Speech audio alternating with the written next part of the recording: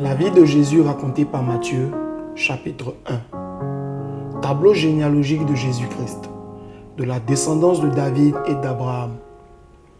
Abraham eut pour descendant Isaac. Isaac eut pour descendant Jacob, qui devint le père de Juda et de ses frères.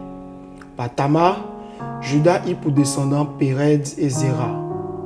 Pérez eut pour descendant Etzrom. Etzrom eut pour descendant Aram. Aram eut pour descendant Aminadab. Aminadab eut pour descendant Nachon. Nachon eut pour descendant Salma. Par Rahab, Salma eut pour descendant Boaz. Boaz épousa Ruth qui lui donna Obed. Obed eut pour descendant Isaïe, dont le fils fut David. Le roi David, après avoir pris la femme d'Uri, eut d'elle pour fils Salomon. Salomon eut pour descendant Roboam. Roboam eut pour descendant Abia. Abia eut pour descendant Asa. Asa eut pour descendant Josaphat. Josaphat eut pour descendant Yoram. Yoram eut pour descendant Osias. Osias eut pour descendant Yotam, qui eut pour descendant Ahaz. Ahaz eut pour descendant Ézéchias. Ézéchias eut pour descendant Manassé. Manassé eut pour descendant Amon. Amon eut pour descendant Josias.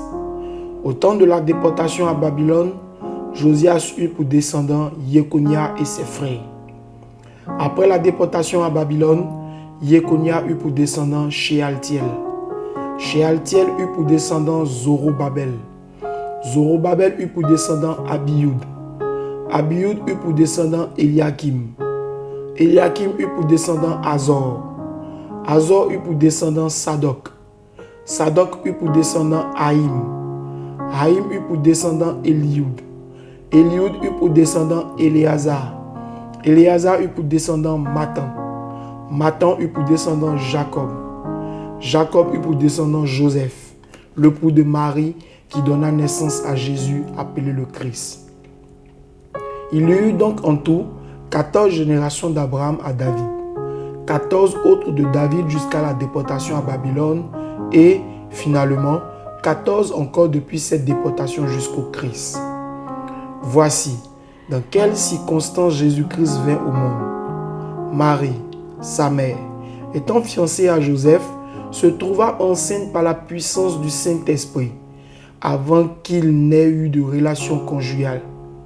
Joseph, son futur mari, étant un homme bon et droit, il ne voulut pas lui faire un affront public et l'exposer à perdre son bon renom. C'est pourquoi il se proposa de rompre discrètement avec elle sans en divulguer la raison. Pendant qu'il pesait le pour et le contre de cette éventualité, un ange du Seigneur lui apparut en rêve et lui dit : « Joseph, fils de David, n'hésite pas à recueillir chez toi Marie comme ta femme, car l'enfant qu'elle porte en elle vient de l'Esprit Saint. Elle donnera naissance à un fils. Tu l'appelleras Jésus, c'est-à-dire Sauveur. C'est lui, en effet, qui sauvera son peuple de ses péchés. » Tout cela arriva pour accomplir la prédiction que le Seigneur avait inspirée au prophète. Voici, la jeune fille vierge deviendra mère. Elle donnera le jour à un fils que l'on appellera Emmanuel, ce qui veut dire Dieu est avec nous. À son réveil, Joseph fit ce que l'ange du Seigneur lui avait commandé. Il reçut chez lui sa fiancée et la prit pour femme. Mais il n'eut pas de relation conjugale avec elle avant qu'elle ait mis au monde un fils auquel il donna le nom de Jésus.